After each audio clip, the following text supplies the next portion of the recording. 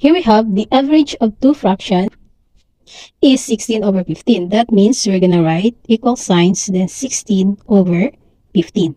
One fraction is 2 over 5. So, 2 over 5. What is the other fraction? Okay, what do you think is the correct answer? Your time starts now. Okay, the correct answer is letter D.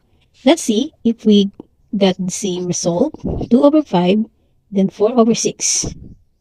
We know the LCD of 5 and 6 is 30. 30 divided by 5 is 6. 6 times 2 is 12. 30 divided by 6 is 5. 5 times 4 is 20. 12 plus 20 is 32 over 30. So, we reduce it to lowest term by 2 by 2. 32 divided by 2 is 16. 30 divided by 2 is 15. So, that means the correct answer is letter D.